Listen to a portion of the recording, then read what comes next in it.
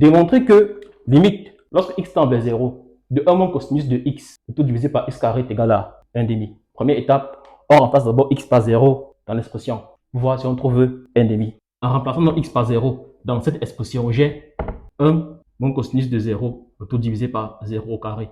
Or, cosinus de 0 c'est encore 1. Donc cela fait 1 moins 1 divisé par 0. Donc ça fait 0 sur 0. Or, 0 sur 0 c'est une forme indéterminée. Il me faut donc lever l'indétermination. On va donc dire, on sait que cosinus de x est égal à quoi? Cosinus de 2 multiplié par 1 demi de x. Donc je multiplie par 2, je divise encore par 2. Je n'ai rien changé à l'équation. Car si je simplifie par 2, je retrouve cette équation. Je remarque que ceci là c'est encore, je peux appeler ça grand x. Donc ceci est égal à quoi?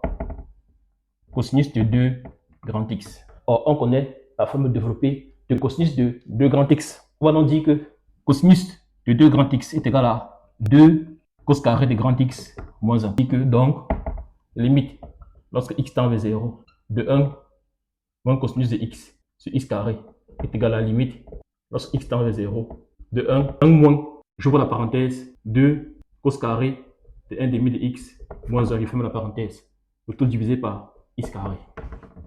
Ce qui est égal à, je fais entre le moins, limite, lorsque x tend vers 0, de 1 moins 2 cos carré de 1 demi de x plus 1 divisé par x carré. Ce qui est égal à la limite, lorsque x tend vers 0, de 2 moins 2 cos carré de 1 demi de x, le tout divisé par x carré.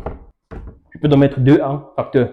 C'est donc égal à limite de 2 facteur de 1 cosinus carré de 1 demi de x, le tout divisé par x carré, lorsque x tend vers 0. Or, en mathématiques, on sait que cos carré de x plus sinus carré de x est égal à 1. Donc, sinus carré de x est égal à 1 moins cos carré de x. Bon, donc, ce qu'on a donc ici à l'intérieur, c'est quoi? C'est sin carré de 1 demi de x. C'est donc égal à limite, lorsque x tend vers 0, de 2 sinus carré de 1 demi de x, le tout divisé par x carré. Je remarque que j'ai sinus carré au numérateur et j'ai x carré au dénominateur. Je voudrais les mettre sur un même carré. Mais le problème est que l'argument du sinus c'est 1 demi de x. Il me faut donc aussi ici 1 demi de x. Donc, c'est donc égal à quoi? Limite, lorsque x tend vers 0, de sinus carré de 1 demi de x, tout divisé par 1 demi de x carré. Donc, ce 2 ici là, je l'ai descendu au dénominateur. Car on sait en mathématiques que diviser deux fractions revient à multiplier la première par l'inverse de la seconde. Donc, si le 1 demi doit remonter, on va inverser. On va donc faire 2. Or, je vois que ici là, j'ai le carré. Donc, pour que le 2 puisse entrer dans le x carré, il me faut 4. Je fais ici là, fois 2 et fois 2.